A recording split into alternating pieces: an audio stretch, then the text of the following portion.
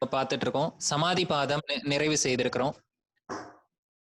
மீதி இருக்கக்கூடிய பகுதிகளை நாம் இப்பொழுது பார்ப்பதற்காக வாய்ப்பளித்த ஆரோக்கியம் ஆனந்தம் யோகா சென்டர் மற்றும் awareness school of yoga and sports வழங்கும் இந்த வகுப்பை ஏற்பாடு செய்து கொடுத்த டாக்டர் பிரசாத் ஐயா அவர்களுக்கும் குணசேகரன் ஐயா அவர்களுக்கும் நன்றியை கூறிக்கொண்டு இந்த வகுப்பிற்குள் செல்லலாம்.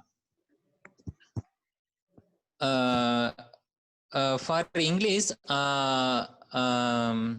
mom, please excuse me because this is a concept is a very difficult. This is not a exact grammatical word. That's why the Tamil peoples are cannot able to understand the no, concept. I cannot enjoy what you are saying. Or so because see, I can read the slides, but the explanation, no, I cannot enjoy the explanation. That's why I was asking. We have minimum time. You see the slide numbers. That is near 161 slides. I took actually per hour 80 slides. I want to cross. Okay. That's why I couldn't explain in Tamil and English also. You don't worry, mom. We will meet another one session in English. Okay. Thank you. Thank you, ma'am. Thank you. So, நம்ம வகுப்புக்குள்ளார போகலாம். அனைவரும் தியான ஆசனத்தில் ஸ்திரமாக சுகமாக அமர்ந்து கொள்ளலாம். முதுகு தண்டுவடம், கழுத்து, தலைப்பகுதி நேராக இருக்கட்டும். தோள்பட்டை பகுதிகள் தளர்வாக இருக்கட்டும். கை விரல்கள் ஏதாவது ஒரு தியான முத்திரையில் தொடை மீது வைத்துக் கொள்ளுங்கள். நிதானமாக கண்களை மூடிக்கொள்ளலாம். டாக்டர் ஹர்ஷவர்தன் ஐயா உங்களோட மண்டையை வந்து ஒரு 1.5 மணி நேரம் 2 மணி நேரம் சூடேத்தி இருக்கிறது கூல் பண்றதுக்காக take a deep breath and long breath out. Once again take a deep breath and long breath out. Now take a deep breath and start Om 3 times.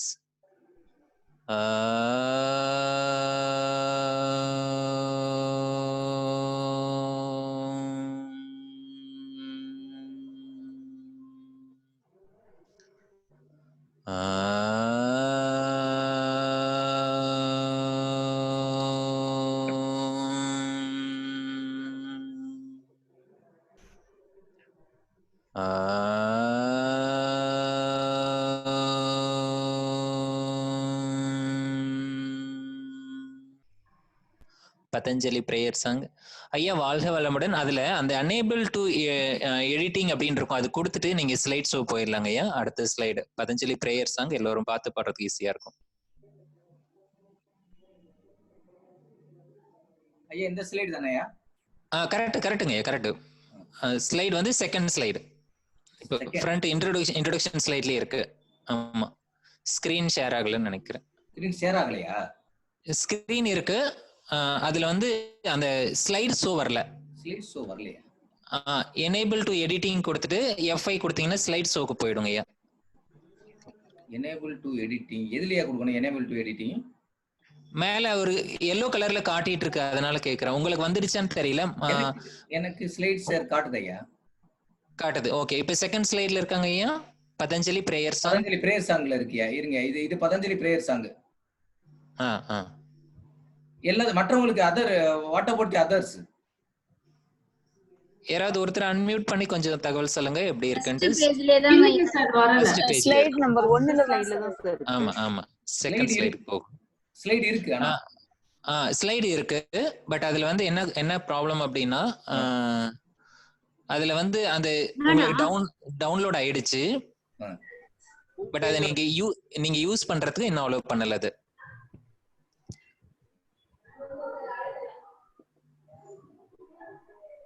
சூப்பருங்க ஐயா, வந்துருச்சு. ஓகே, எல்லோரும் சேர்ந்தே பாடலாம். யோகேன சித்தஸ்ய பதேன வாசாம் மலம் சரீரஸ்ய ச வைத்யகேன யோபாகரோத்தம் பிரவரம் முனீனாம் பதஞ்சலிம் பிராஞ்சலிரானதோஸ்மி.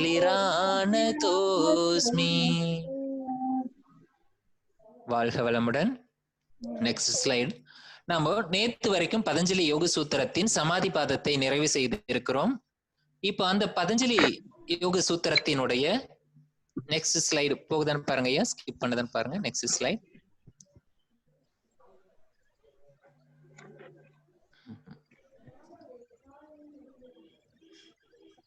ஐயா வாழ்க வளமுடன். ஒரு சின்ன உதவிங்க ஐயா, அது ஒண்ணும் இல்லைங்க ஐயா, நம்ம லேப்டாப்ல எங்கேயாவது ஒரு இடத்துல நீங்க அதை சேவ் பண்ணிடுங்க, சேவஸ் கொடுத்து.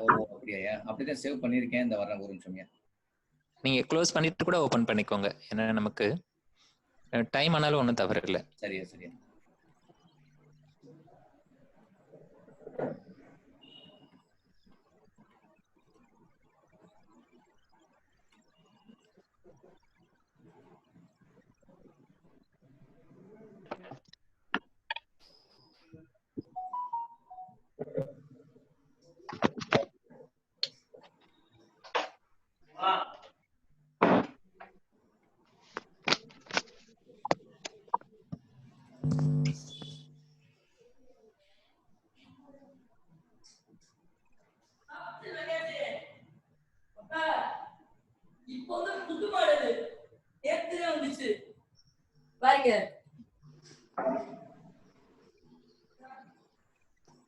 வாழ்க வளமுடன். ஹீரம்மா நீங்க மியூட் பண்ணிக்கோங்கம்மா. உமா மகேஸ்வரி அம்மா ஒரு 2 பேர் ஒரு கொஞ்சம் மியூட் பண்ணுங்கம்மா. வாழ்க வளமுடன். இப்போ ஓகே ஐயா? உங்களுக்கு ஐயா இப்போ ஓகே ஐயா? இப்ப கரெக்ட்ங்க ஐயா, கரெக்ட் ஓகே ஓகேங்க ஐயா, கரெக்ட்ங்க ஐயா, கரெக்ட். Sorry okay. ஒண்ணும் இல்லங்க ஐயா, நோ ப்ராப்ளம். நீங்க கண்டிப்பா பண்ணுங்க. ஓகே. சமாதி பாதம் பார்த்திருக்கிறோம். சமாதி பாதத்துல ஏற்கனவே நம்ம பார்த்தது அந்த சிலபஸ்ல என்ன கொடுத்திருக்காங்க அப்படின்னு பார்க்கலாம். இங்க சிலபஸ் எப்படி டிசைன் பண்ணிருக்காங்கன்னு பாத்தீங்கன்னா ஒரு தலைப்புகளை கொடுத்திருக்காங்க. ஆனா இந்த தலைப்புகளை வச்சு நம்ம சூத்திரங்கள் போய் பார்த்தோம்னா ஒரு சூத்திரம் கூட மிஸ் ஆகாது, எல்லா சூத்திரமும் கவர் ஆயிருக்கும். சோ சிலபஸ் அப்படிதான் இருக்கு. சோ வேற வழியே இல்லை, இந்த ஒரு டெக்ஸ்ட் மட்டும் நமக்கு கம்ப்ளீட் தான் கொடுத்திருக்காங்க சிலபஸ்ல. இப்போ உதாரணத்துக்கு பார்த்தோம்னா யோகா அப்படிங்கிறது இருக்கு, முதல் சூத்திரம். அதனோட நேச்சர் என்ன, யோகாங்கிறதனோட நேச்சர் என்ன, டெஃபினேஷன் என்ன, அதுதான் ஃபர்ஸ்ட் சிலபஸ்ல இருக்கு. Yoga meaning and nature of yoga, அதுதான் 1.2 சூத்திரம். அதுலயே சித்தா இருக்கு. அப்ப சித்தத்தினோட கான்செப்ட் ஆஃப் சித்தா, சித்த பூமி, அதுவும் அதுலயே இருக்கு, சித்த பூமி. சோ சித்த பூமி, அப்ப சித்த விருத்தி. வாழ்க வளமுடன். ஹீரம்மா வாழ்க வளமுடன் அம்மா. எனக்கு இருக்கிற டைமே 40 நிமிஷம் தாங்கம்மா. ப்ளீஸ் அம்மா மியூட். தேங்க்யூங்கம்மா. சிலபஸ்ல நெக்ஸ்ட் வேர்டு சித்த பூமி, சித்த விருத்தீஸ் அப்படின்னு கொடுத்திருக்காங்க. சித்த விருத்தீஸ் அப்படின்னா 11 சூத்திரம் கடந்துருது. சோ சித்த 5 வகையான விருத்தி, பஞ்ச விருத்திகள், அதனோட ஒவ்வொன்றுக்கும் விளக்கம் அதெல்லாம் பார்த்து கடந்துருது. அடுத்து சித்த விருத்தி நிரோத பயா அப்படின்னு இருக்கு. சித்த விருத்தி நிரோத பயா என்ற வார்த்தைக்கு என்ன அர்த்தம்? சித்த என்றால் நம்ம சித்தத்துல ஏற்கனவே பார்த்ததுதான். சித்த விருத்திங்கிறத முதல்ல பார்த்துட்டோம். அதே நிரோதம் அப்படிங்கறதும் பார்த்துட்டோம், டெஃபினிஷன்ல பார்த்துட்டோம். சித்த விருத்த நிரோதா, சித்த விருத்தி நிரோதா உபாயம் என்பது சேர்ந்திருக்கு, அவ்வளவுதான். அப்ப சித்த விருத்தி நிரோத உபாயம். அப்ப சித்த விருத்தி நிரோதத்துக்கான உபாயம் என்ன? அபியாச வைராக்கியம். அப்ப அபியாசம் அடுத்து பாருங்க, அடுத்த கான்செப்ட் அப்படியே. அபியாசம் என்றால் என்ன, வைராக்கியம் என்ன, அதுக்கான டூல்ஸ், அது எப்படி டூல்ஸாக நம்ம பயன்படுத்துறோம். அடுத்து பவ பிரத்யம் உபாய பிரத்யம் 19வது 20வது சூத்திரம். கான்செப்ட் ஆஃப் சாதன பஞ்சக் 21வது சூத்திரம். அடுத்து சம்பிரக்ஞாத்த சமாதி அசம்பிரக்ஞாத்த சமாதி 17வது சூத்திரத்துல வந்தது. ஈஸ்வர பிரணிதானத்துல 30வது சூத்திரத்துல தொடர்ந்து அது ஏக தத்துவ அபியாசம், அந்தராயா நடுவுல இருக்கக்கூடிய அந்தராயாஸ், அப்புறம் மைத்ரி கருணா சித்த பிரசாதனம். அதன் பிறகு சமாபதி சமாதிக்கு என்ன வித்தியாசம், 17வது சூத்திரக்கும் 41வது சூத்திரத்துக்கும் என்ன வித்தியாசம். அதுக்கப்புறம் 4 விதமான சமாதிஸ், சவிதர்க்க, நிர்விதர்க்க, சவிச்சார, நிர்விச்சார. அந்த சமாதியின் மூலமாக நாம் அடையக்கூடியது அத்தியாத்ம பிரசாதம், ஆத்ம பிரசாதம். அதன் மூலமாக ரிதம்பர பிரக்ஞா, ரிதம்பர பிரக்ஞா மூலமா நிர்பீஜ சமாதியை ரீச் பண்றோம். சோ சமாதி பாத்துல ஒரு சூத்திரம் கூட மிஸ் ஆகாது. எல்லா சூத்திரத்துக்கும் லைனா தலைப்புகளை கொடுத்துட்டாங்க. இந்த தலைப்புகள் அடிப்படையில் கொஸ்டின் கேட்பாங்க. நாம அதுக்கு கொஸ்டின்ல ஒரு தடவை நம்ம ரிவ்யூ பண்ணோம்னா நமக்கு தெரிஞ்சிட போதும். கிட்டத்தட்ட கொஸ்டின் ஒரு 140 கொஸ்டின் இருக்கு. சோ இந்த கேட்ட கொஸ்டின், சோ அதை வச்சு நம்ம பண்ணோம்னா உங்களுக்கு புரிஞ்சிடும். 140 கொஸ்டின்ல ஒரு 4 ஆப்ஷனோட பார்க்கும்பொழுது கிட்டத்தட்ட 150 600 கான்செப்ட் இதுல பிரிக்க முடியும் அப்படிங்கறத ஈஸியா புரிஞ்சுக்க முடியும். அடுத்து உள்ள இருப்போம். நெக்ஸ்ட் ஸ்லைடு போனோம்னா அதுல பார்த்தோன்னா சாதன பாதத்துல, விபூதி பாதத்துல, கைவல்லிய பாதத்துல சிலபஸ் எப்படி இருக்குன்னு பார்க்கலாம். இதுல சாதன பாதம் அப்படின்னு எடுத்தோம்னா கான்செப்ட் ஆஃப் கிரியா யோகா. அப்ப கர்ம யோகா அப்படிங்கறத இங்க சொல்லி கொடுக்குறாங்க. தியரி ஆஃப் கிளேசா, கிளேசம் என்பது துன்பம் எப்படி நம்மை கஷ்டப்படுத்த போகுது, துன்பம் எப்படி தடையாக இருக்கிறது அப்படிங்கிறது. கான்செப்ட் ஆஃப் கர்மாசயம், கர்மாசயம் என்றால் வினைப்பதிவுகள் இருக்கிறது. அப்புறம் கர்ம விபாகா, அது எப்படி விளைகிறது. நேச்சர் ஆஃப் துக்கா, துக்கம் எப்படி வருகிறது. கான்செப்ட் ஆஃப் சதுர் வியூகவாதம், சதுர்னா 4, வியூகம் என்றால் அமைத்தல், வாதம் இது இந்த அக்கார்டிங் டு த பதஞ்சலி எப்படி இதை நம்ம ஓவர் கம் பண்ணி நாம மோட்சத்துக்கு போக போறோம், தடைகள் எல்லாம் எப்படி நீக்கி வர போறோம். அடுத்து திருஷ்யானி அதாவது ரூபணம், அது எப்படி படிக்கணும், நிரூபணம் அப்படின்னு படிக்கணும். அப்ப திருஷ்ய நிரூபணம் அப்படின்னு படிச்சோம்னா திருஷ்யம் என்பது என்ன, படைக்கப்பட்டவை. திருஷ்டா நிரூபணம் எப்படி, அதாவது புருஷா பிரகிருதி 2 தத்துவம் இருக்கு. புருஷாவுக்கு திருஷ்டான பேரு, பிரகிருதிக்கு திருஷ்யம்னு பேரு. படைக்கப்பட்டது எல்லாம் திருஷ்யம். அப்போ அந்த திருஷ்யத்தை நிரூபணம் எப்படி பண்றது, திருஷ்டாவை எப்படி நிரூபணம் பண்றது, பரமாத்மா வேற ஜீவாத்மா வேறன்னு பிரிச்சு பார்க்கணும். அதுக்கு என்ன சூத்திரம். அடுத்து இந்த பிரகிருதி புருஷா 2 சம்யோகம், 2 சேர்ந்ததுக்கு அப்புறம் எப்படி நாம அனுபவிக்கிறோம். பிரீஃப் இன்ட்ரோடக்ஷன் டு அஷ்டாங்க யோகா. இப்ப இந்த அஷ்டாங்க யோகத்தினோட இயமம் நியமங்களை, நியமம் பார்க்கணும். அந்த இயம நியமத்தினோட பகுதிகளை பிரிச்சு பார்க்கணும். அப்புறம் கான்செப்ட் ஆஃப் விதர்க்க அண்டு மகாவிரதா, இது என்னங்கிறத இயம நியமத்தினோட பகுதிகளை பார்க்க போறோம். ஆசனம், பிராணாயாமம், பிரத்யாகாரம், அதனோட சித்திகள், இதுதான் இந்த பாதத்துல பார்க்க போறோம். அடுத்து தாரணா தியான சமாதியிலிருந்து விபூதி பாதம். விபூதி பாதத்துல நமக்கு 56 சூத்திரம் இருந்தாலும் நமக்கு சிலபஸ்ல ரொம்ப கம்மியா இருக்கு. இன்ட்ரோடக்ஷன் டு தாரணா தியான சமாதி, நேச்சர் ஆஃப் சம்யமா கம்மியா தானே இருக்கு. கான்செப்ட் ஆஃப் சித்த சம்ஸ்காரம், அது ஒரு 3 சூத்திரம் தான் இருக்கு. 4வது ஒரே வார்த்தையில முடிய போகுது. பரிணாமத்திரைய அப்படின்னு ஒரு வார்த்தை, சரி பரிணாமத்திரையும் 3 தான் இருக்கு. அப்படி கடைசியில் அண்டு விபூதிஸ் அப்படின்னு ஒரு வார்த்தை கொடுத்துருக்காங்க. ஒட்டு மொத்த அந்த பகுதியே, அந்த விபூதி பாதத்தையே கவர் பண்ணக்கூடிய ஒரே வார்த்தை விபூதி. சோ எல்லாத்தையும் அவர் சொல்லாம சிம்பிளா விபூதின்னு சொல்லிட்டாங்க, முடிஞ்சு போச்சு. நீங்க எல்லாம் தான் படிச்சாகணும். கைவல்லிய பாதத்துல போனோம்னா 5 மீன்ஸ் ஆஃப் சித்திஸ். அடுத்து கான்செப்ட் ஆஃப் நிர்மாண சித்தா, இம்பார்ட்டன்ஸ் ஆஃப் சித்திஸ் through samadhi, 4 types of karma and வாசனா. இது எல்லாம் என்ன பண்ணிருக்காங்கன்னா அந்த சூத்திரத்துக்கு லைனா இருக்கக்கூடிய தலைப்புகளை கொடுத்திருக்காங்க. இந்த தலைப்புகளை தான் நம்ம பார்க்க போறோம். கடைசியில விவேக கியாதி நிரூபணமாகி கைவல்யம் நிர்வீச்சான நம்ம போக போறோம். நாம கைவல்யத்துக்கு போக போறோம். இந்த அடிப்படையில பார்த்தோம்னா 196 சூத்திரமும் அவரு ஒரே பதஞ்சலி யோக சூத்திரம் இப்படி கொடுத்திருக்கலாம். என்னன்னா தயவு செஞ்சு 196 சூத்திரம் நீங்க படிச்சிருங்க அப்படின்ட்டு. ஆனா அந்த தலைப்புகளை இந்த பகுதி இந்த பெயர்ல நான் கேள்வி கேட்பேங்கிறதுக்காக நம்ம சலுகை பண்றதுக்காக இதை கொடுத்திருக்கிறாங்க. அதனால ஏதாவது ஒமிட் பண்ணலாம்னு நினைச்சீங்கன்னா முடியாது. தயவு செஞ்சு நீங்க படிச்சுதான் ஆகணும். ஏன்னா இது ஒண்ணு படிச்சா நமக்கு போதும் எல்லாமே. இப்ப ஐயா சொன்னதெல்லாம் மேக்சிமம் சொன்னதுல இப்ப இதுக்கு முன்னாடி நடந்த வகுப்புகளை ஹர்ஷவர்தன் ஐயா எடுத்த வகுப்புல உங்களுக்கு பாத்தீங்கன்னா புரிஞ்சிருக்கும். அதுல இருக்கக்கூடிய தத்துவங்கள் எல்லாம் நீங்க மறுபடியும் ரிப்பீட் ஆகும். நமக்கு அதெல்லாம் ரொம்ப ஈஸியா இருக்கும். அதை விட ஹர்ஷவர்தன் ஐயாவுக்கு நான் ஒரு மிகப்பெரிய ஒரு தேங்க்ஸ் சொல்லணும், நன்றி சொல்லணும். ஏன் அப்படின்னு சொன்னா, செல்ஃப் ரியலைசேஷன் அடையாம இருக்கிறதே ஒரு டிசீஸ், ஒரு வியாதி அப்படின்னாரு. இந்த வார்த்தை எனக்கு அந்த வார்த்தை கேட்ட உடனே சிரிப்பா இருந்தது. உடல் எல்லாம் அப்படி ஒரு மாதிரி சிலுக்கவும் ஆரம்பிச்சது. என்ன அப்படின்னா, தன்னை அறிய தனக்கு ஒரு கேடு இல்லை அப்படின்னு சொல்லிட்டு ஒரு வார்த்தை திருமந்திரத்துல எடுத்து இது எல்லோரும் நிறைய இடத்துல கிளாஸ் எடுக்கிற இடத்துல பேசியிருக்காங்க. இந்த திருமந்திரத்தை ஆராய்ச்சி பண்ணும் பொழுது தன்னை அறிய தனக்கு ஒரு கேடு இல்லை அப்படின்னு சொல்லும் பொழுது தன்னை அறிந்து கொள்வதற்கு எந்த விதமான தடையும் இல்லை, செல்ஃப் ரியலைசேஷனுக்கு எந்த தடையும் இல்லை என்பது போல ஒரு வார்த்தை இது இருக்கு.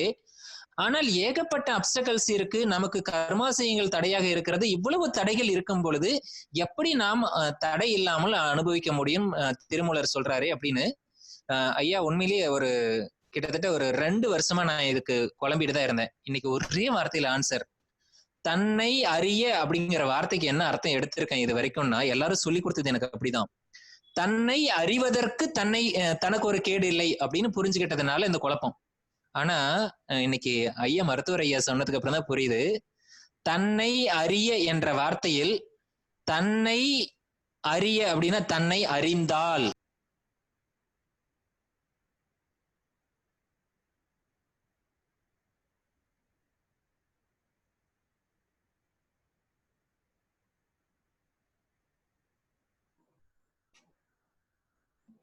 Yeah, we can't hear your voice.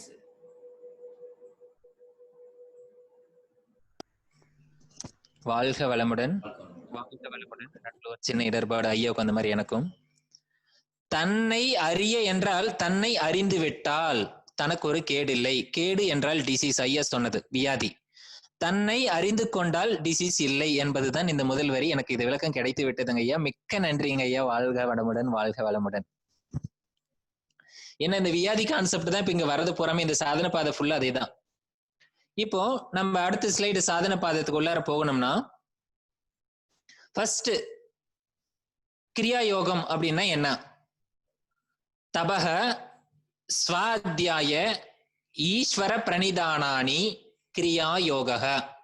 இவ்வளவுதான். கிரியா யோகம் என்பது இந்த வார்த்தைகள் தான் இருக்கு.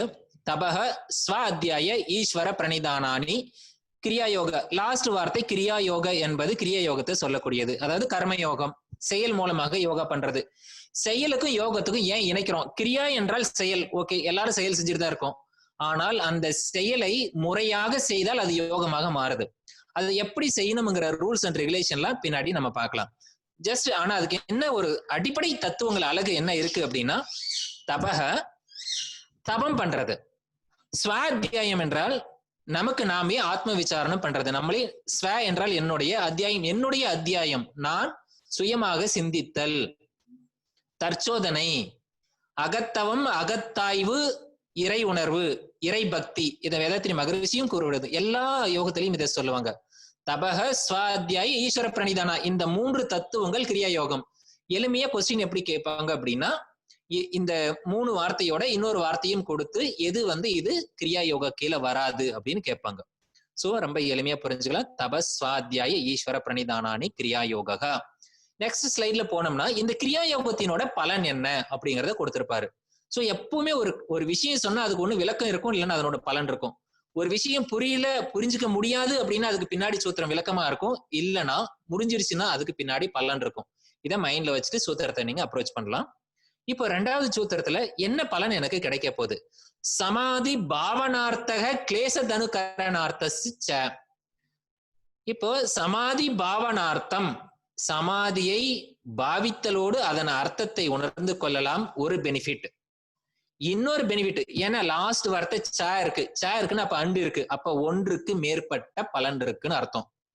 அப்ப சமாதி பாவனார்த்தக, சமாதியை பாவிக்கலாம், கிளேசத்தை தனுகரணம் செய்யலாம். What is the கிளேசம்? கிளேசம் என்பது துன்பம், துயரம், பெயின், துக்கம், இப்படி இருக்கக்கூடியது, ரஜோகுண விருத்திகள் உடையது. இந்த கிளேசத்தை தனு என்றால் இங்க தனு இல்ல தனு, தனு அப்படின்னு சொன்னா அது என்ன பண்ணலாம்னா வீக் ஆகிறது, மெலிதாகிறது, வீக்னஸ் பண்றது. சோ ஒரு துன்பத்தை தனுவாக்குறது, தனு கரணார்த்தம், அதை பலவீனப்படுத்தலாம். அப்ப துன்பங்களை பலவீனப்படுத்தலாம், சமாதியை பாவிக்கலாம் என்பது 2 பெனிஃபிட் இருக்கு. இதுதான் கிரியா யோகத்தினோட பெனிஃபிட். சூத்திரம் பார்த்தோம்னா சமாதி பாவனார்த்த கிளேச தனு கரணார்த்த. கிளாஸ் முடிஞ்சதுக்கு அப்புறம் உங்களுக்கு என்ன எப்படி சேன் பண்ணுங்கிறத ஒரு தடவை 2 தடவை ரெக்கார்டிங் பண்ணி போட்டு கொடுத்தாரு. அதுல பார்த்து நீங்க பழகிக்கலாம். இப்போதைக்கு நான் கிளாஸை வேகமா கொண்டு போறேன். நெக்ஸ்ட் ஸ்லைடு போனோம்னா இப்ப இந்த வார்த்தையில பார்த்தோம்னா கிளேச தனுகரணார்த்தம்னு ஒரு வார்த்தை பயன்படுத்திட்டாரு. சமாதி பாவனார்த்த சமாதி பாதத்துல முழுசா எக்ஸ்பிளைன் பண்ணியாச்சு. இப்ப கிளேசம்ங்கிற ஒரு வார்த்தை இன்ட்ரோடக்ஷன் பண்ணிட்டாரு. அப்ப அது என்னன்னு எக்ஸ்பிளைன் பண்ணணுமா இல்லையா? எக்ஸ்பிளைன் பண்றாரு. 3வது சூத்திரம், அவித்யா அஸ்மிதா ராக துவேஷ அபினிவேசாக பஞ்ச கிளேசாக. அவித்யாஸ்மிதா ராக துவேஷாபினிவேசா கிளேசாக. சோ 5 விதமான, பஞ்ச என்றால் 5, கிளேசங்கள் 5 வகைப்படும். இப்ப கொஸ்டின் எப்படி கேட்பாங்கன்னா எத்தனை வகைப்படும்? அக்கார்டிங் டு த பதஞ்சலி எத்தனை வகைப்படும்? அவைகள் யாவை? அவித்யா அஸ்மிதா ராக துவேஷா அப்படிங்கிறதுக்கு பதில அந்த துவேஷத்தை தூக்கிட்டு இல்ல ராகாவை தூக்கிட்டு வேற ஏதாவது ஒரு வார்த்தையை மிக்ஸ் பண்ணி விட்டாங்கன்னா நமக்கு நெகட்டிவ் கொஸ்டின் ரெடி. அபினிவேஷம், இவைகள் எல்லாம் கிளேசங்கள் 5 வகைப்படும். சரி, என்னென்னு பார்க்கலாம். அவித்யா என்றால் இக்னோரன்ஸ், அவித்யா என்றால் வித்தை இல்லை. என்ன அவித்தை? வித்தை என்றால் என்ன? யோகத்தில் இருக்கக்கூடிய ஆத்ம ஞானம், ஆத்மாவை அறிந்து கொள்ளக்கூடிய ஞானம் இல்லாத எல்லா ஞானமும், அதாவது பூரண அறிவு. நாம் யார்? அறிவு சுரூபமானவன், பிரக்ஞான பிரம்மம். நாம் அறிவாக இருந்தவன். ஆனா அதுல தெளிவு இல்லை அப்படின்னு சொன்னா அதை அவித்யா. வித்யா இப்போ நம்மளோட ஒரு ஞாபகம் வச்சுக்கிற இந்த வார்த்தை தான்.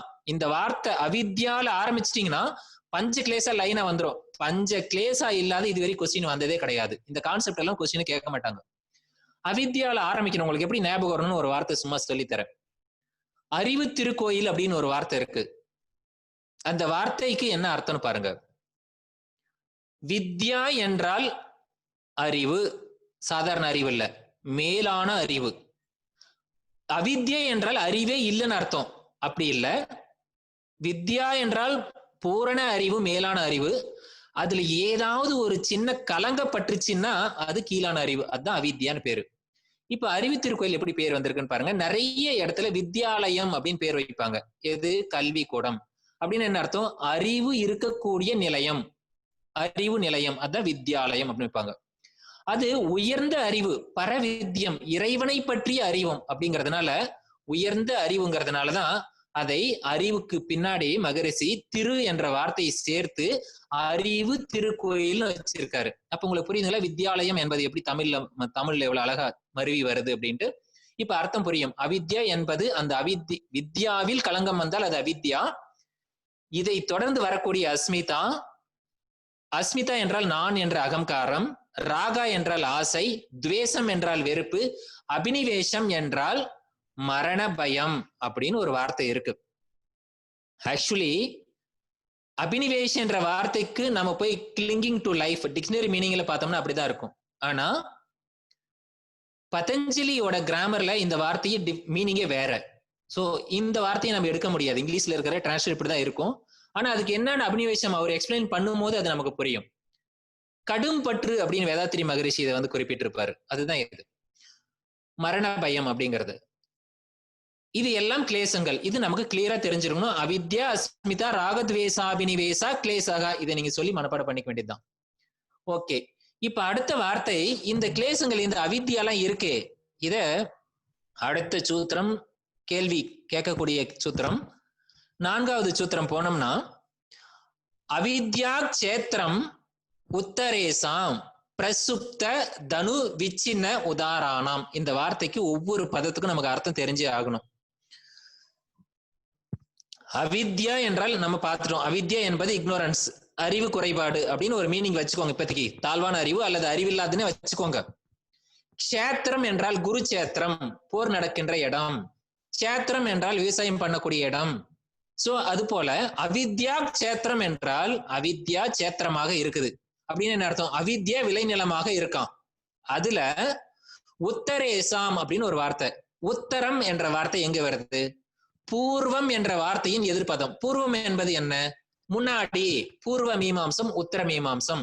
அப்ப முன்னாடி பகுதி, பின்னாடி பகுதி. அப்ப இங்க உத்தரேசாம் என்றால் பின்னாடி வரக்கூடிய. இதெல்லாம் பின்னாடி வரக்கூடியது. அவித்யாவுக்கு பின்னாடி எதெல்லாம் வருது? அஸ்மிதா, ராகத்வேஷ, அபினிவேசம் வருது. அப்ப அந்த நாளும் அவித்யாவை தொடர்ந்து வரக்கூடியது. அந்த நாளும் விளையறதுக்கு இந்த அவித்யா தான் சேத்திரமா இருக்கான். அப்ப என்ன அர்த்தம்? அஸ்மிதாவா நான் என்ற அகங்காரம் இருந்தாலும் சரி, ராகம் ஆசையா இருந்தாலும் சரி, வெறுப்பா இருந்தாலும் சரி, மரண பயமா இருந்தாலும் சரி, அது எல்லாம் எதனால வந்திருக்குன்னா அறியாமையால் வந்திருக்கு. இதுல என்ன சார் புரிஞ்சுக்கிறதுக்கு கஷ்டம்? அறிவு குறைபாடு ஒண்ணு இருந்தால் இது எல்லாம் வரும். அப்ப அறிவு தெளிவாயிட்டா இதெல்லாம் போயிடும். இவ்வளவுதான் கான்செப்ட். இந்த அறிவு தெளிவு எப்படி போக வைக்கணுங்கிறது தான் இந்த சாதன பாதமே. அந்த சாதன பாதம் எடுத்த உடனே சாதன பாதம்னா எதுல ஆரம்பிச்சிருக்கணும்? இயமம், நியமம், ஆசனம், பிராணாயாமம், பிரத்யாகாரம், தாரண தியான சமாதி, அஷ்டாங்க யோகத்தை ஸ்டார்ட் பண்ணிருக்கணும் இல்லையா? அவரு ஸ்டார்ட் பண்ணல. எப்படி ஸ்டார்ட் பண்ண போறாரு? இயமா, நியமாசன, பிராணாயாம, பிரத்யாகார, தாரண தியான சமாதியோ அஷ்டவங்காணி அப்படின்னு சொல்றதுக்கு முன்னாடியே யோகாங்க அனுஷ்டானா அசுத்திக்ஷயே அப்படின்னு சொல்றாரு. அசுத்தத்தை நீக்குவதற்கு நாம் இந்த அஷ்டாங்க யோகத்தை அனுஷ்டானம் பண்ணு சொல்றாரு.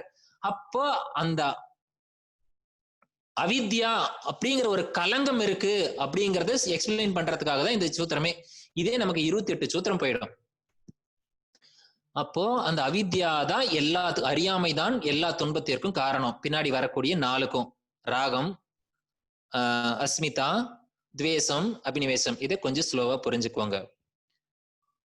இங்க 4 வார்த்தை கொடுக்கப்பட்டிருக்கு. அடுத்த வார்த்தைகள் நல்லா தெளிவா பார்த்துக்கோங்க. பிரசுப்த, தனு, விச்சின்ன, உதாரணம்.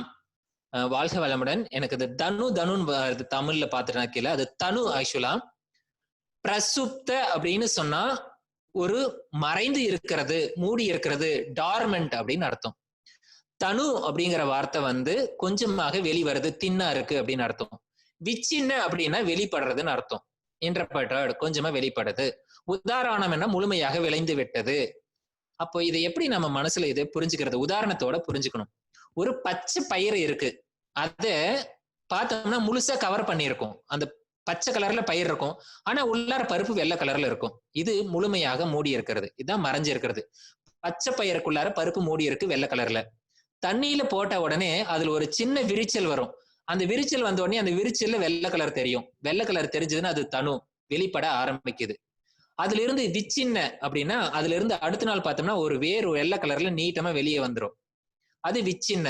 அதன் பிறகு அந்த தோலை உரிச்சு தூரமா போட்டுட்டு அந்த பருப்புகள் விரிஞ்சு செடியா வெளியே வந்துடும். அது உதாரணம். எதுக்கு சார் செடி முளைக்க வைக்கிறதெல்லாம் பஞ்சலி யோக சூத்திரால சொல்லி கொடுக்குறீங்க? அவித்யா சேத்திரம், அவித்யா விளைநிலமாக இருக்கிறது. உத்தரேசம் என்றால் மீதி இருக்கக்கூடிய நாளும். அது எல்லாம் பிரசுப்தமாக இருந்தாலும் சரி, தனுவாக இருந்தாலும் சரி, விச்சின்னமாக இருந்தாலும் சரி, உதாரணமாக இருந்தாலும் சரி, அது விளைஞ்சிருந்தாலும் சரி, மூடி இருந்தாலும் சரி, விளையாம இருந்தாலும் சரி, எப்படி இருந்தாலும் அவைகளுக்கெல்லாம் விளைநிலம் அவித்யாதான். சரி, புரிஞ்சிருச்சு. செடி விளையறதெல்லாம் புரிஞ்சிருச்சு. இந்த அவித்யா ஆன இந்த கிளேசம் நமக்குள்ள எப்படி இருக்கு? சில பேருக்கு வெளிப்படாமல் துக்கம் இருக்கும். உள்ளே துக்கம் வந்து வெளிப்படாம இருக்கும். அப்படி இருந்தாலும் சரி, நமக்கு எல்லா துக்கமும் எல்லா டைமும் வெளிப்படுறது இல்லை. வெளிப்படாம இப்போ நமக்குள்ள நிறைய துக்கங்கள் இருக்கு. எப்பறம் நம்ம எக்ஸாம் எழுத போறோம்னுட்டு இது நமக்குள்ள வெளிப்படாம இருக்கும். அப்புறம் சிலபஸை பார்த்த உடனே ஐயோ அப்படின்னு ஒரு மூட் அவுட் வரும். அப்ப பக்கத்துல இருக்கிற மச்சான் கேட்பான், ஏன் மச்சான் டல்லா இருக்கு அப்படின்ட்டு. அப்ப நமக்கு பதில் கூட சொல்ல தெரியாது. என்னன்னே திருட மச்சான் மூட் அவுட்டா இருக்கும்போ. அப்புறம் ஆமாடா மச்சான், சிலபஸ் நிறைய இருக்கு, படிக்கவே முடியல, அதனாலதான் பயமா இருக்கு அப்படின்னு ஒரு துயன்பம் வெளியே வரும். அதுக்கப்புறம் எக்ஸாமை பத்தி நடுக்குமே வந்துடும் சில பேருக்கு. ஏன்னா எக்ஸாம் போற அன்னைக்கு நிஜமா இட்லி கூட சாப்பிட்டு போக மாட்டாங்க, ஏன்னா லூஸ் மோஷன் போகுமா. இப்படி எப்படி இருந்தாலும் இவை எல்லாம் அறியாமையினால் விளைந்தது. அறியாமைக்குள் தான் இதையெல்லாம் விளைகிறது. அப்போ பிரசுப்த அஸ்மிதா, பிரசுப்த ராகா, பிரசுப்த அபினிவேஷ், இப்படி ஒவ்வொன்றுத்துக்கும் 4 இருக்கு. 4 பகுதிகள். இது 4ஓட ஸ்டேஜ். 4 ஸ்டேஜ்ல 4 இருக்கு கிளேசங்கள். அவித்யா விளைநிலமா இருக்கு. அதுல விளையக்கூடியது அஸ்மிதா, ராகத்வேஷம், அபினிவேசம். இந்த 4த்துக்கும் இந்த 4 ஸ்டேஜும் பொருந்தும். இந்த மாதிரி 4 போட்டு கொஸ்டின் கேட்பாங்க. கேர்ஃபுல்லா இருங்க. இப்ப உங்களுக்கு தகவல் புரிஞ்சிருக்கும். அவித்யா சேத்திரம் உத்தரேசாம் பிரசுப்த தனு விச்சின்ன உதாரணம். நெக்ஸ்ட் ஸ்லைடு போனோம்னா இப்ப ஒவ்வொன்றும் சொல்ல போறாரு. அனித்யா சாரி அவித்யா என்ன, அஸ்மிதா என்ன, ராகம்னா என்ன, துவேஷம் என்ன, அபினிவேசம், 5த்துக்கும் டெபினேஷன் கொடுக்கணும். 5 என்னன்னு சொல்லணும். அனித்யா அசுச்சி துக்க அனாத்மசு நித்திய சுச்சி சுக ஆத்ம கியாத்தேர் அவித்யா. அப்படி இந்த வார்த்தைகளை உச்சரிக்கும் பொழுது நீங்க ஆங்கிலத்தை ஃபாலோ பண்ணாலும் சரி, தமிழ்ல ஃபாலோ பண்ணாலும் சரி, சமஸ்கிருதத்தை ஃபாலோ பண்ணாலும் சரி, அப்படியே வார்த்தைகள் அப்படியே பார்த்துட்டே வந்துருங்க. அனித்யா அசுச்சி துக்க அனாத்மசு நித்திய சுச்சி சுக ஆத்ம கியாத்தேர் அப்படின்னு வார்த்தை இருக்கு. 8 வார்த்தை இருக்கு. அப்ப 8 வார்த்தையை 2ஆ பிரிக்கலாம். இது எல்லாம் சேர்ந்த அவித்யா. இது என்ன அப்படின்னா, இந்த 5வது வார்த்தையில இருந்து எடுங்க. நித்தியம் அப்படின்னு இருக்கு. நித்தியம் வார்த்தை, சுச்சின்னு ஒரு வார்த்தை, சுகம்னு ஒரு வார்த்தை, ஆத்மான்னு ஒரு வார்த்தை. இவ்வளவுதான். நித்தியம் என்றால் எப்பொழுதும் இருக்கக்கூடியது, சுச்சி என்றால் சுத்தமாக இருக்கிறது, சுகம் என்றால் சுகமாக இருக்கிறது, ஆத்மா என்றால் நம்மளுடைய ஆத்மா நமக்குள்ள இருக்கிறது. இவ்வளவுதான். இந்த வார்த்தைக்கெல்லாம் எதிர்ப்பதம் எடுங்க. நித்தியத்திற்கு எதிர்ப்பதம் அனித்தியம். அப்படின்னு என்ன அர்த்தம்னா, அனித்தியமானத நித்தியம் நினைச்சுக்கிறோமா. எது? நம்ம உடம்பு வந்து அனித்தியமானது, அழியக்கூடியது, இந்த உலகம் அழியக்கூடியது, இத நித்தியமானது நினைச்சுக்கிறோமா. அப்புறம் இந்த சுச்சிக்கு எதிர்ப்பதம் எடுங்க. அசுச்சி. சுச்சி என்றால் சுத்தம், எதிர்ப்பதம் அசுச்சி 2வது வார்த்தையில இருக்கு. அப்போ சுத்த இல்லாததை, அசுத்தத்தை சுத்தம் என்று நினைத்துக் கொள்கிறோம். அடுத்து துக்கம் இருக்கு இல்லையா, அது ஆக்சுவலா என்ன பண்றோம், நம்ம சுகம் நினைச்சுக்கிறோம், துக்கத்தை சுகம் நினைச்சுக்கிறோம். அதனாலதான் இந்த புலன்கள் விளையிறது எல்லாம் உண்மையிலே துக்கம். வேதாத்திரி மகரிஷி தான் சொல்லுவாரு, தர மாதிரி, அதாவது அந்த ஜீவகாந்தத்தை நாம பயன்படுத்தும் பொழுது அளவுக்கு மீறும் பொழுது அந்த இன்பம் தான் துன்பமாக பரிணமிக்குது அப்படின்ட்டு. நமக்கு ஜாங்கிரி பிடிக்கும், 1வது ஜாங்கிரி 2வது ஜாங்கிரி சாப்பிடலாம், 10வது ஜாங்கிரி சாப்பிடும்போது வாமிட் வந்துடும். ஏன்? ஜாங்கிரில ஏதாவது மாறுபாடு இருக்கா? எல்லாம் ஒரே ஜாங்கிரி தானே. 1வது ஜாங்கிரி 10வது ஜாங்கிரி ஒண்ணு தானே. ஏன் மாறுது? நமக்குள்ளார மாற்றம் ஏற்படுது. அப்படி நாம் சுகத்தை துக்கத்தை சுகம் என நினைத்துக் கொள்கிறோம். இன்னொன்னு, அனாத்மாவாகிய இந்த உடலை தான் ஆத்மா என்று நினைத்துக் கொள்கிறோம். ஆத்மா என்றால் நான், நாமன்னு சொல்றது. இப்படி மாத்தி மாத்தி நினைத்துக் கொள்வதெல்லாம் அறிவின்மை. எப்படி தவறாக புரிஞ்சுக்கூட? யாரு ஒத்துப்போம் இப்படி? அனித்தியத்தை, அனித்தியமானது நித்தியனோ, அசுத்தமானது சுத்தனோ, துக்கமானது சுகனோ, அனாத்மாவை ஆத்மாவுன்னு சொன்ன நாம ஒத்துப்போமா? இனிமேல் ஒத்துக்க மாட்டோம். ஏன்னா இந்த சூத்திரம் நமக்கு புரிஞ்சிருச்சு. இப்படி இருந்தா அது அவித்யா. அதைதான் ஆத்ம கியாத்தேர் என்றால் விளங்கி கொள்ளுதல், புரிந்து கொள்ளுதல், அது அவித்யா. அடுத்த சூத்திரத்துல போனோம்னா அஸ்மிதா என்பது என்ன? அப்ப அஸ்மிதா என்பது திருக்தர்ஷன சக்தியோர் ஏகாத்ம தேவ அஸ்மிதா. ஐயா ஒவ்வொரு வார்த்தையா சொல்லுங்க. திருக் தர்ஷன. திருக் தர்ஷன என்றால் திருக் யாரு? நாம தான். அதாவது திருஷ்டா என்பவன் நாம். அது சுருக்கமா சொன்ன திருக், பாக்குறவன் நாம தான். அது பாருங்க ஆங்கில வார்த்தையில பாருங்க, இன் இங்கிலீஷ் பியூர் அவேர்னஸ், பார்ப்பவன், ஷீன் அப்படின்னு சொல்றது. அடுத்து திருக் தர்ஷன சக்தி. அப்ப திருக் அப்படின்னு ஒருத்தர் இருக்க, நாம பாக்குறவன் இருக்கோம், நமக்குள்ளார நம்ம ஆத்மா நம்மளை பார்த்துட்டு இருக்கு, அதுதான் நாம. தர்ஷன சக்தி என்றால் பார்க்கக்கூடிய சக்தி. இவை அடுத்து ஏகாத்மதா ஏவ அஸ்மிதா. இந்த பார்க்கக்கூடிய சக்தி எதன் மூலமா பாக்குறோம்? கண்ணு மூலமா பாக்குறோம். இந்த கண்ணு மூலமா பாக்குறதுனால இந்த கண்ணு தான் நான் பாக்குற சக்தி நினைச்சுக்கிறது. இந்த புலன்கள் மூலம் எதை அனுபவிச்சா அந்த புலன்கள் அனுபவிக்கிற சக்தி இருக்கு, அதுதான் நான் நினைச்சுக்கிறது. இப்போ ஒரு டேஸ்ட் ஏதாவது ஒண்ணு ருசிக்கிறோம், ஐ நான் தான் ருசிச்சேன் அப்படின்னு சொல்றோம். ஐயா அது உன் புலன்கள் ருசிச்சது, ஆனால் அது நீ அல்ல. நான் என்பது இதனால் எந்த புலன்களாலும் தாங்கப்படாதவன். ஆனால் இந்த புலன்களோட சக்தி எல்லாம் சேர்த்து நான் நினைச்சுக்கிட்டா அது அஸ்மிதா, அது ஈகோ. அஸ்மிதாங்கிறது இங்கேயும் அஸ்மிதா தான். முதல் பாதத்துல விதர்க்க விசார ஆனந்த அஸ்மிதா ரூப அனுகமாத் சம்பிரஞாத சமாதின்னு பார்த்தோம், அங்கேயும் அஸ்மிதா தான். ஆனா அங்க பியூர் அவேர்னஸ் செல்ஃபை குறிப்பிடக்கூடியது, இங்க பியூர் ஈகோவை குறிப்பிடக்கூடியது. ரெண்டும் ஒரே வார்த்தை, பதஞ்சலி ஒரே வார்த்தை தான், ஆனா எதிரான அர்த்தங்கள். இங்க என்ன கொடுக்குறாரு? புலன்கள் மூலமாக நீ நினைச்சுக்கிட்டீன்னா அது அஸ்மிதா, அது ஈகோ. உண்மையிலேயே என்ன நீ உணர்ந்துகிட்டீங்கன்னா அது செல்ஃப் ரியலைசேஷன். சோ ஆத்மாவை குறிப்பிடக்கூடியது. அந்த ஆத்மாவை என்ன சொல்றாருன்னா, இந்த மாதிரி புலன்கள் இருக்கக்கூடிய சக்தியை நானும் நினைச்சுக்கிட்டீங்கன்னா அது அஸ்மிதா. இதுதான் டெபினிஷன். அடுத்த சூத்திரம், ராகா என்பது என்ன? ராகா என்பது ஆசை என்பது என்ன? சுக அனுசயி ராகக. அடுத்த ஸ்லைட்ல போனோம்னா 7வது சூத்திரத்துல சுக அனுசயி ராகக அப்படின்னு ஒரு வார்த்தை இருக்கு. சுகானுசயி ராகக. சரி, அது ஸ்கிரீன் கொஞ்சம் மெதுவா வரும். சுக சூத்திரம் ரொம்ப சின்ன வார்த்தை, 3 வார்த்தை தான் இருக்கு. சுக என்பது சுகம், அனுசயி ஏற்கனவே என்ன சொல்லியிருக்க, அணு என்ன ஃபாலோ அப்.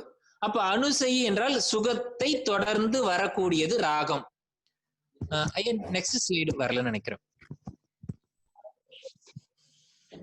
ராகா என்பது ஆசை என்பது எதை நாம ஒண்ணு அனுபவிச்சு அதுல இருந்து சுகத்தை நம்ம அனுபவிச்சாலும் மீண்டும் அந்த சுகம் வேணும்னு நம்ம ஆசைப்படுவோம், இவ்வளவுதான்.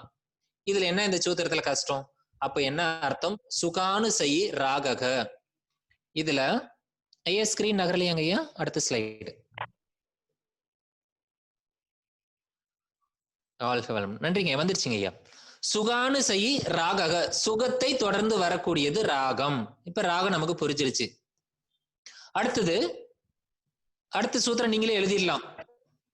துக்கத்துக்கு என்ன எழுதுறது? துக்க அனுசயி துவேசக. சுகத்துக்கு எதிர்ப்பதம் போட்டோம்னா அவ்வளவுதான், துக்க அனுசயி துவேசம். துக்கத்தை தொடர்ந்து வரக்கூடியது வெறுப்பு, அவ்வளவுதான். எந்த ஒரு துக்கத்தை அனுபவிச்சதுக்கு பின்னாடி யாரும் அது பின்னாடி இந்த துக்கத்தை நம்ம வேர்கொண்டு அனுபவிக்கணும் அப்படிங்கிறது யாருக்கும் பிடிக்காது, வெறுப்பு வந்துடும். ஆனால் வீட்டுல சண்டை வரும்பொழுது சிலர் இப்படி பண்றது உண்டு. இதெல்லாம் மறக்காம இருக்கணுங்க சொல்றேன். ஒரு சில சிம்பத்தி வெளியில காட்டுறதுக்காகவே எப்ப பார்த்தாலும் ஏதாவது ஒரு துக்கத்தை அனுபவிச்சு அதுல ஒரு சுகம் கண்டு வச்சிருப்பாங்க. அப்படியும் சிலது இருக்கு. இருக்கு. ஆனா இங்க சூத்திரம் சாஸ்திரம் துக்கானு செய் துவேசக, துக்கத்தை தொடர்ந்து வரக்கூடியது துவேஷம். இப்ப இந்த ரெண்டும் என்ன பண்ணுது பாருங்க, துவேஷம் ராகா இது ரெண்டு இருந்தா விருப்பு வெறுப்பு, விருப்பு வெறுப்பு இருந்தா என்ன ஆகும், நம்மளோட கான்செப்ட் மறந்துடக்கூடாது. விருப்பு வெறுப்பு இருந்தா கருமையத்துல பதிவாகும், பதிவான கர்மாசயமா சேரும், கர்மாசயம் சேர்ந்தா அது மீண்டும் பிறவியை கொடுக்கும். எப்படி பிறவியை கொடுக்குதுன்னு அடுத்து வரக்கூடிய சூத்திரத்துல பார்க்கலாம். அடுத்த சூத்திரம் 9வது சூத்திரம் போனோம்னா, ஸ்வரசவாகி விதுசோ அபி ததாரூடோ அபினிவேசக. அபினிவேசம் என்ற வார்த்தைக்கு மரண பயம் என்ற ஒரு வார்த்தை நம்ம இதுக்கு எடுத்துக்கிறோம். ஆனா சம்ஸ்கிருத வார்த்தையில் அப்படி இருக்காது. ஆனா இங்க குறிப்பிடக்கூடிய வார்த்தமும் அப்படி. ஏன் அப்படின்னு பார்த்தோம்னா, ஸ்வரசவாகி அப்படின்னு ஒரு வார்த்தை இருக்கு. ஸ்வ என்றால் என்னுடைய, ரசவாகி என்றால் என்னுடைய கர்ம முன்பதிவுகள், அதாவது முன்னாடி இருக்கக்கூடிய கர்ம பதிவுகள்.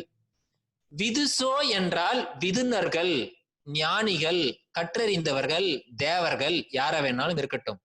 அபி ததா ரூடோ அபினிவேசக, அவர்களுக்கும் அவர்களுடைய கருமையத்தில் இந்த அபினிவேசம் என்பது பதிந்து இருக்கும், ஆழமாக வேரூன்றி இருக்கும். என்னங்க ஐயா சொல்றீங்க, ஞானிகளுக்கும் கூட மரண பயம் இருக்குமா? ஞானிகளுக்கு மரண பயம் ஞானத்தால் நீங்கி இருக்கும், ஆனால் அவங்க கருமையத்தில் அது பதிவாக இருக்கும் அப்படின்னு குறிப்பிடுறாரு. இப்ப இதுதான் பூர்வ ஜென்மம் நமக்கு இருந்தது அப்படிங்கிறதுக்கு எவிடன்ஸே. ஸ்வரசவாகி விதுசோ அபி அப்படின்னா என்ன அர்த்தம்னா, ஏன் இறக்கும் பொழுது நமக்கு இறப்பை பற்றிய பயம் வருகிறது என்றால், இறக்கும் பொழுது ஏதோ ஒரு துன்பத்தை நாம் அனுபவிக்கின்றோம், அந்த துன்பம் நமக்கு கருமையத்தில் பதிவாக இருக்கிறது. பிறந்தவுடன் நாம் மீண்டும் இறக்கப் போகிறோம், அந்த துன்பத்தை மீண்டும் அனுபவிக்க போகிறோம் என்பதனால் அந்த மரணம் என்பது கருமையத்தில் இருந்து அந்த மரணத்தை பயமாக நமக்கு வாழும் பொழுது காட்டிக் கொண்டிருக்கிறது. இந்த அபினிவேசம் என்பதும் அவித்யினால வரக்கூடியது, அவித்யானால விளையுது. அப்ப ஞானிகளுக்கும் உண்டுன்னு சொல்லியிருக்காரு. எப்படி? ததா ரூடோ அபினிவேசக. சார், மரண பயம்னு ஒண்ணு இது கூட தெரியல, எப்படி சார் அவர் ஞானியாக முடியும்? ஆம், ஞானி ஆகியவுடன் ஞானம் வருதுன்னு என்ன, அவித்யா நீங்கியவுடன் ஞானம் வரும். இருள் நீங்கணும்னா வெளிச்சம் வந்த உடனே இருள் போயிடும். ஆனால் அங்க என்ன இருக்கும், அந்த இருள் நீங்கினாலும் அவித்யா போயிடுச்சுன்னா விளைநிலம் போயிடுச்சு, அப்ப அபினிவேசம் போயிடும். ஆனாலும் அவங்களுக்கு இருக்கும். அப்ப என்ன அர்த்தம், எல்லோருக்கும் எல்லா உயிர்களுக்கும் மரண பயம் இருக்கும். எந்த உயிரை நீங்க போய் தொட்டு அதை தீண்டினாலும் அதை மரணத்துக்கு உட்படுத்தினாலும் அது ஏதாவது ஒரு முயற்சி செய்யும். ஒரு கொசுவை நீங்க அடிக்க நினைச்சாலும் நினைச்ச உடனே கடிக்கிறத விட்டு இழந்து ஓடிடும். ஏன்னா உங்களுடைய மன அலைச்சொல்ல அது பேக்கப் பண்ணிடும். ஓகே, இவங்க அடிக்க வராங்கன்னு எஸ்கேப் ஆயிடும். 2வது முறை 3வது முறை தான் மாட்டிடும். நீங்க என்னாம ஒருவேளை ஏதோ கடிக்குது அப்படின்னு பட்டுன்னு அடிச்சீங்கன்னா மாட்டிக்கும். ஆனா ஒரு கொசு கடிக்குது, இதை நம்ம அடிக்க போறோம்னு நினைச்சிட்டு போனீங்கன்னா ஓடிடும். சோ இப்படிதான் இந்த அபினிவேசம் என்பது புரிஞ்சுக்கலாம். இதெல்லாம் கிளேசங்கள், இதெல்லாம் துயரங்கள். சரிங்க சார், கிளேசங்கள் இருந்துட்டு போகுது, துயரங்கள் இருந்துட்டு போகுது, மரண பயங்கள் இருந்துட்டு போகுது, இதெல்லாம் எனக்கு என்ன பிரச்சனை? அது எல்லாம் என்ன பிரச்சனை பண்ணுங்கிறதுக்கு முன்னாடி அவர் என்ன சொல்றாரு, இதெல்லாம் நம்ம நீக்கணும்னு சொல்றாரு. எப்படி நீக்கிறது அடுத்த சூத்திரத்துக்கு போனோம்னா சொல்லி கொடுப்பாரு. தே பிரதிபிரசவ ஹேயாஹா சூக்ஷ்மாஹா. தே அப்படின்னா இவைகள் எல்லாம், இதுக்கு முன்னாடி பார்த்த கிளேசங்கள் எல்லாம். பிரதி பிரசவம், பிரசவம் என்ன அர்த்தம், குழந்தை பிறந்து பிரசவம் வருது. பிரதி பிரசவம்னா ஆப்போசிட், ஒரு குழந்தை பிறந்த இடத்துக்கு திரும்ப போறது. அது போல ஹேயம் என்றால் அதற்கு என்ன வழி இருக்கிறது, ஓவர் கம், எப்படி அதை நான் தாக்கல் பண்றது, எப்படி அதை நான் தாங்கிறது, ஹேயம். சூக்ஷ்மாக, முதல்ல அதை பிரதிபிரசவம் பண்ணணும். எதை? கிளேசங்கள்லாம் எங்க இருந்து கிளேசங்கள்லாம் உருவாச்சோ அங்கே திருப்பி அனுப்பணும். எங்க இருந்து சார் கிளேசங்கள் உருவாகும்? கருமையத்துல இருந்து. அப்ப கருமையத்துக்கு திருப்பி அதை அனுப்பணும்னா முடியுமா? முடியும். முதலில் அதை சூக்ஷ்மமாக மாற்ற வேண்டும், முதலில் அதை தனுக்கரணமாக்க வேண்டும். இப்ப தெரியும் 2வது சூத்திரத்துல தனுக்கரணா, கிளேச தனுக்கரணம்ங்கிற வார்த்தைக்கு இங்க இருக்கு. முதலில் சூக்ஷ்மமாக செய்ய வேண்டும், அதை வீக்கு, அதை பலவீனப்படுத்த வேண்டும். பிறகு என்ன செய்ய வேண்டும்? அடுத்த சூத்திரம் 11வது சூத்திரத்தில் தியான ஹேயாஸ் தத் விருத்தையக, தியானம் செய்து அவைகளை முழுமையாக அழித்து விடலாம். தியான ஹேயாக தத் விருத்தையக, அதை தியானத்தின் மூலமாக முழுமையாக அழித்து விடலாம். அப்ப 2 ஸ்டெப்ல நாம அழிக்கிறோம். இதெல்லாம் கொஸ்டின்ல கேட்பாங்க. கிளேசங்கள் 5 வகைப்படும். அந்த கிளேசங்களை என்ன பண்ணலாம்? கர்மயோகத்தின், கிரியாயோகத்தின் மூலமாக அழிக்கலாம். தனுகரணம் செய்யலாம். கிரியா யோகத்தினால் மூலமாக மட்டும் அத இப்ப கொஸ்டின் எப்படி டிஃபிகல்ட்டா இருக்கும் பாருங்க. 2வது சூத்திரத்துல என்ன சொன்னாங்க?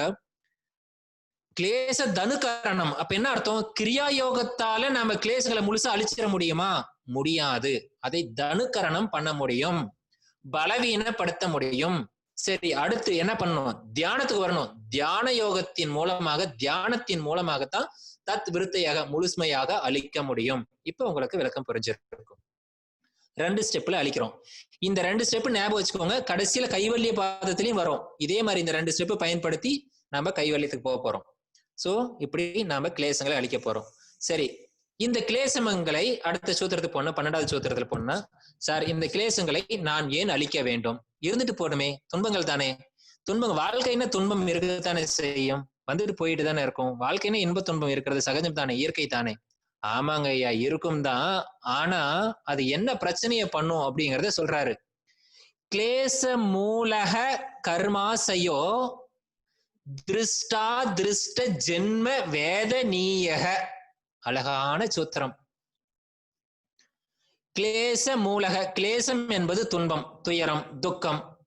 இது மூலமாக இருந்து, கர்மாசயக, கர்மாசயம் என்றால் கர்மாசயங்களை கொடுக்கும், வினை பதிவுகளை கொடுக்கும். எந்த ஒரு துன்பத்தை அனுபவித்தாலும் அந்த துன்பம் வெறுப்பாக நம் கருமையத்தில் பதிவாகும். சரி, என்ன பிரச்சனை? பதிவாகட்டும்.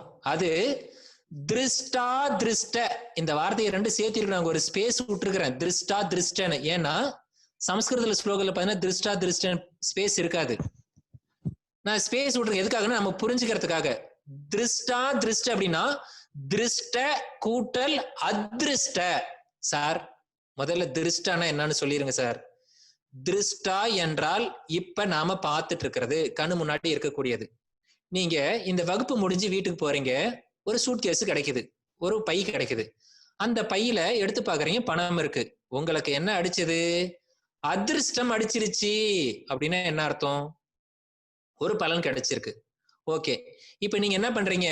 இந்த கிளாஸ் படிக்கிறதுக்காக நீங்க ஒரு 800 ரூபாய் பணம் பே பண்ணிருக்கீங்க. அது எங்களுக்கு பணம் கிடைச்சிருக்கு.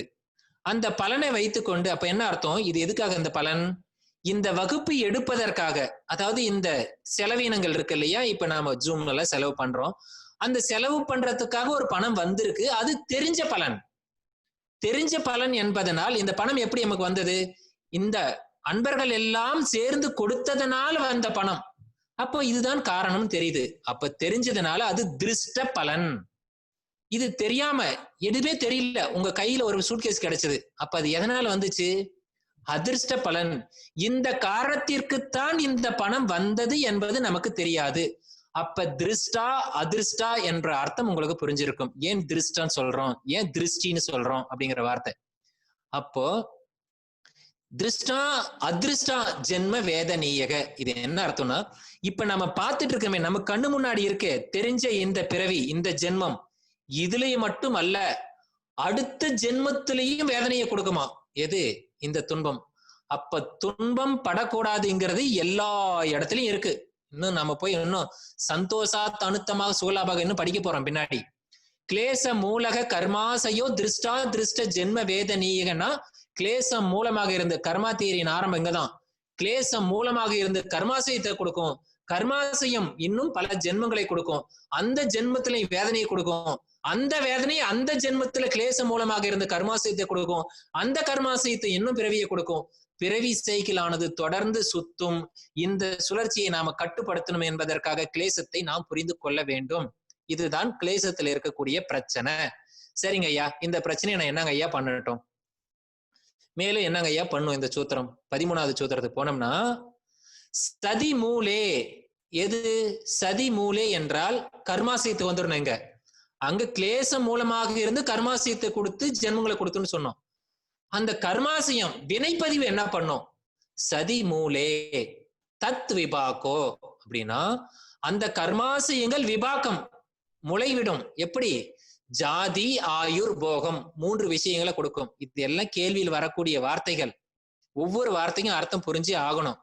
சதி மூலே தத் விபாக்கோ, ஜாதி ஆயுர் போகம். இப்போ ஒரு குழந்தை பிறக்கிறது, பிறந்தால் அதுக்கு பிறப்பு வந்துருச்சு. அந்த குழந்தை பிறந்துருச்சு, பிறந்த உடனே செத்துருச்சு அப்படின்னா என்ன அர்த்தம்? அந்த குழந்தைக்கு ஆயுர்காலம் இல்லைன்னு அர்த்தம். இங்க பதஞ்சலி கொடுக்குறாரு, ஜாதி இருக்கு, அந்த குழந்தைக்கு ஆயுளும் இருக்கு. அதான் ஆயுகு, ஆயுளும் இருக்கு. சரி, ஒரு குழந்தை பிறந்து ஆயுள் இருக்கு, 30 வருஷம் 40 வருஷம் 100 வருஷம் கூட வாழுது. அந்த குழந்தை பிறந்ததுல இருந்து மூல வளர்ச்சி இல்லை, அந்த குழந்தைக்கு புலன்கள்ல உணர்ச்சி இல்லை. அப்ப என்ன இல்லை? அந்த குழந்தைக்கு போகம் இல்லை. இப்ப நாமெல்லாம் எப்படி இருக்கோம்? ஜாதி இருக்கு, பிறப்பு இருக்கு, ஆயுளும் இருக்கு, போகமும் இருக்கு. இது எல்லாம் யாரு கொடுத்தது? நமக்கு முன்னாடி இருக்கக்கூடிய கர்மாசயங்கள் கொடுத்தது. வினைப்பதிவின் அடிப்படையில் தான் அடுத்த பிறவி உருவாகிறது என்பதற்கு இந்த சூத்திரம் காரணம். சதி மூலே தத் விபாகோ, விபாகம் என்ற முளைதல், ஜாதி ஆயுர் போகம். சார், ஜாதி ஆயுர் போகம் எதனால வருது அப்படின்னு சொன்னா அது இந்த கர்மாசயத்தினால் வருது. கர்மாசயம் என்பது வினைப்பதிவு. அது எதனால் வருகிறது என்றால் கிளேசத்தால் வருகிறது, துயரத்தை அனுபவிக்கிறதுனால வருது. இப்ப புரியுதுங்களா? துன்பம் அனுபவிக்க கூடாதுன்னு. யாராவது துன்பம் அனுபவிக்கிறது, யாரும் துன்பம் அனுபவின்னு சொல்ல மாட்டோம். ஆனால் யோகா படிக்காத பொழுது ஒருவர் துன்பப்படுவதை பார்த்து நாம சந்தோஷப்பட்டிருப்போம். இனி அதுக்கு வழி இல்லை. துன்பப்படுவோர்க்கு என்னால் முடிந்த உதவிகளை செய்வோம். வாழ்க வளமுடன். இப்பேற்பட்ட இந்த கிளேசங்களை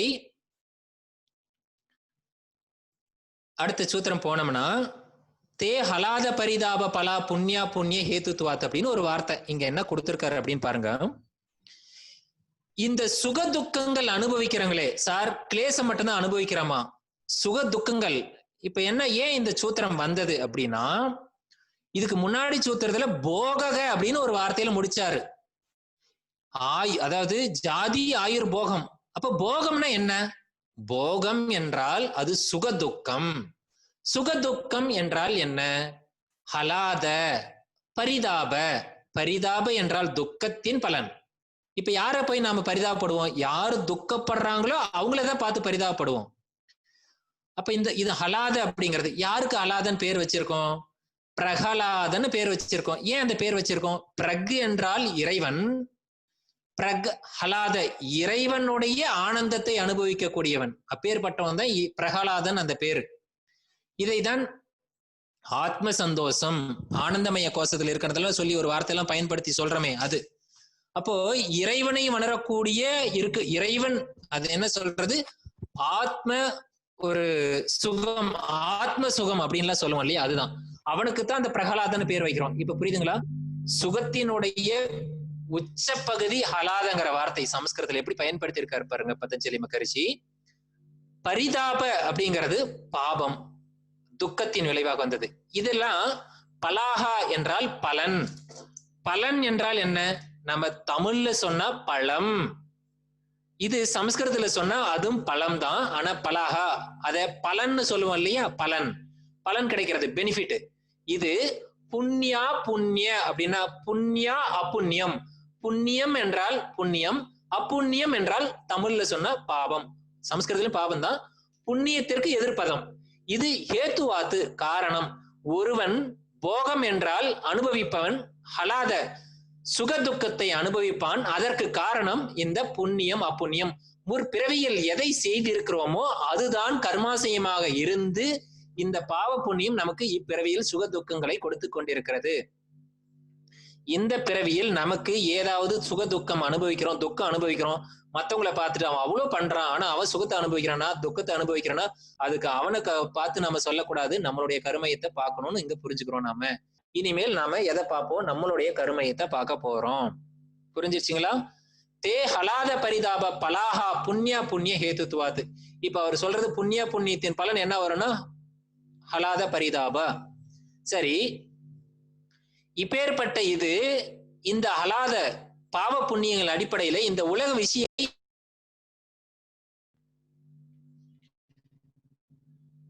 இந்த உலக விஷயங்களை இப்ப எல்லாமே சுக துக்கங்களை குடிக்கிறதுன்னு சொல்லியாச்சு.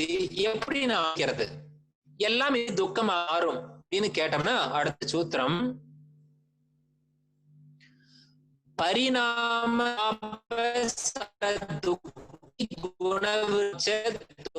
சர்வம் விவேக. இந்த சூத்திரம் கொஞ்சம் ஆனா மிக எளிமையா முடியுது.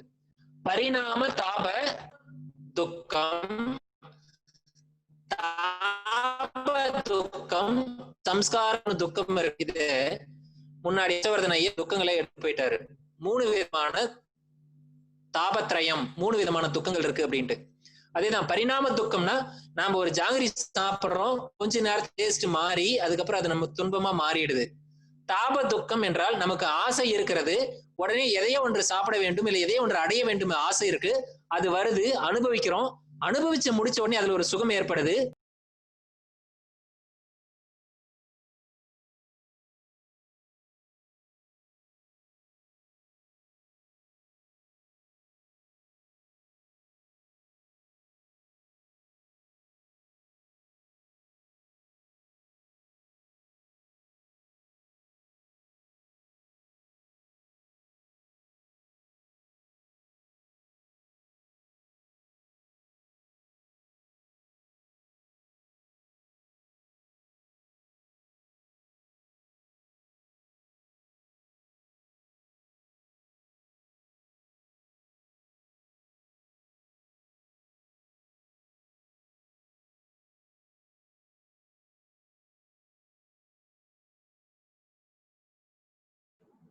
ஐயா வாழ்க்கை வளம் ஐயா.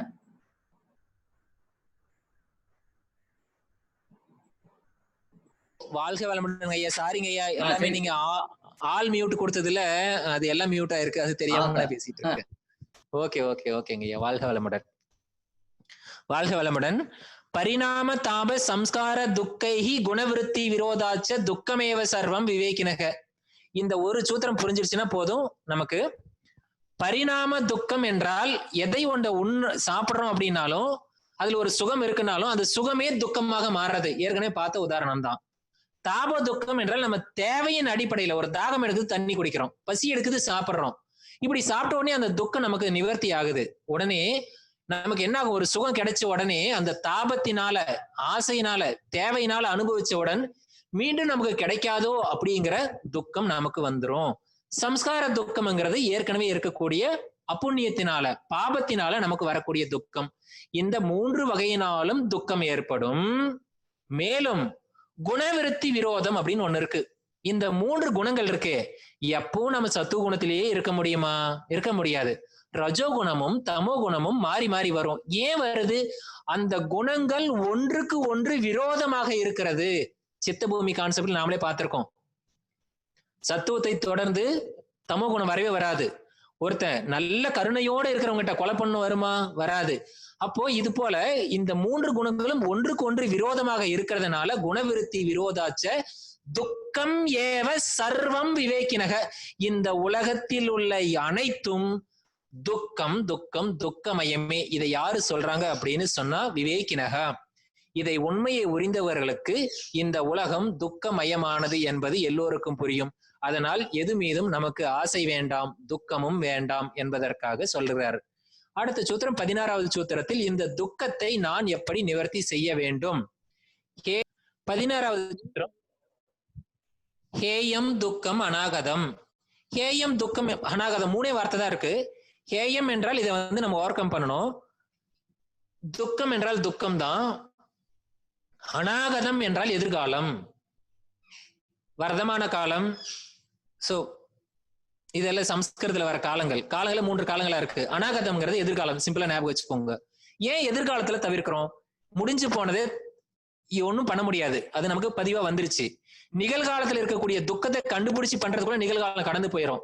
ஆனால் எதிர்காலத்துல வரதை நம்ம தவிர்க்கலாம். இதுதான் இங்க இருக்கிற ஸ்ட்ராட்டஜி.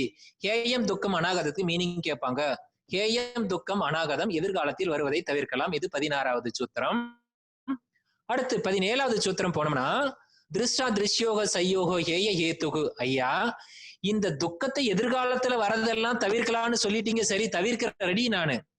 எப்படிங்க ஐயா தவிர்க்கிறது? 17வது சூத்திரம். தவிர்க்கணும்னு சொன்னா அதுக்கு நாம என்ன பண்ணணும்? அதுக்கான காரணத்தை கண்டுபிடிக்கணும். சமஸ்கிருத வார்த்தையில் 17வது சூத்திரத்துக்கு போனோம்னா அடுத்த சூத்திரத்துல ஹேத்து அப்படின்னு ஒரு வார்த்தை சொல்லி கொடுக்க போறாரு. ஹேய ஹேத்துக்கு. இப்ப ஹேயம் துக்கம் அநாகதம் முதல் 16வது சூத்திரத்துல பார்த்துட்டோம். இப்ப ஹேயம் ஹேத்துகு அப்படிங்கிறது என்ன? 17வது சூத்திரம் ஹேத்து. ஹேத்து என்றால் காரணம். இப்ப இந்த துக்கத்தை அனுபவிப்பதற்கு காரணம் என்னால் தெரிஞ்சாதானே நான் எதிர்காலத்தில் வரக்கூடிய துக்கங்களை நான் தவிர்க்க முடியும். திருஷ்டா திருஷ்ய யோகோ சம்யோகோ, திருஷ்டாவும் திருஷ்யாவும் ரெண்டும் ஒன்னா சேர்றதுனால இந்த துக்கம் வருது. இந்த துக்கத்தின் காரணத்தை அறிந்து கொள்ளுங்கள் என்று சொல்றாரு. அதாவது ஆத்மாவும் அனாத்மாவும். நேரம் கடந்து விட்டதுதான், இருந்தாலும் அர்த்தங்கள் புரியாமல் நாம் படிப்பதில் பலனில்லை என்பதனால் நான் இந்த ஒரு சூத்திரத்தை கொஞ்சம் தெளிவாக சொல்றேன். நம் உடல் துன்பத்தை அனுபவிக்கிறதா, நம் ஆத்மா உயிர் துன்பத்தை அனுபவிக்கிறதா? ஒரு கேள்வி. இந்த கேள்விக்கு நேரம் கொடுத்தால் நீங்க சிந்திக்கலாம். நானே சொல்லிடுறேன். உடல் தான் துன்பத்தை அனுபவிக்கிறது என்றால், நாம போஸ்ட்மார்டம் பண்ணும்போது, போஸ்ட்மார்டம் பண்றாங்க, ஒருத்தன் இறந்துட்டான், போய் போஸ்ட்மார்டம் பண்றாங்க, உடல் தான் துன்பத்தை அனுபவிக்குது. அப்ப உடலை அறுக்குறாங்க. அப்ப உடல் துன்பத்தை அனுபவிச்சா நம்ம எகிரி குதிச்சு ஓடணும். போனா எகிரி குதிச்சு ஓடுமா? ஓடாது. அப்ப உடல் துன்பத்தை அனுபவிக்கிறதுல ஒரு கன்க்ளூட் வந்துடலாம். இப்ப உடல் துன்பத்தை அனுபவிக்கல, உயிர் தான் ஐயா துன்பத்தை அனுபவிக்கிறது. சரி, உயிர் இப்ப உயிர் எங்க இருக்கு? உள்ளார இருக்கு. அது நம்ம யாரும் தொட போறதில்ல. உங்க பக்கத்துல யாராவது ஒருத்தர் பிடிச்சி நறுக்கல கிள்ளனாலோ, இல்ல யாராவது உங்களை வசைப்பாடினாலோ, ஏதாவது ஒண்ணு சொன்னா அது உடலுக்கு தானே. உடல்ல ஏதாவது ஒரு ஏற்பாடு செஞ்ச உடனே, ஏதாவது ஒரு துன்பம் கொடுத்த உடனே ஐயோ அம்மான்னு சொல்லிட்டு ஏன் நம்ம வலியை அனுபவிக்கிறோம்? அப்ப உடல் உயிர் அனுபவிக்கல தானே. இப்படி ரெண்டுத்துக்கும் கான்ட்ரவர்ஸான பதில் வரும். உண்மையில் உடலும் அனுபவிப்பதில்லை, உயிரும் அனுபவிப்பதில்லை இப்படியும் சொல்லலாம். உயிர் தான் அனுபவிக்கிறது, உடல் அனுபவிக்கிறது இப்படியும் சொல்லலாம். எப்பொழுது என்றால் இரண்டும் ஒன்றாக சேர்ந்திருக்கும் பொழுது. இப்படி புரிந்து கொண்டால் நமக்கு புரிந்துவிடும்.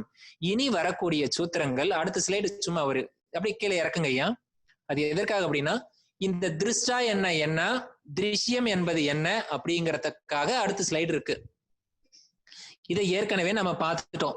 இதுல திருஷ்டா திருஷ்யம்ங்கிறது என்னன்னா, புருஷாங்கிறது திருஷ்டா, மீதி எல்லாம் திருஷ்யம். இதை மனசுல வச்சுக்கோங்க. இதை வைத்துக்கொண்டு நாம அடுத்த வகுப்பு நமக்கு எப்ப வாய்ப்பு இருக்கோ அப்ப நாம வேகமா பார்க்கலாம். வாழ்க வளமுடன்.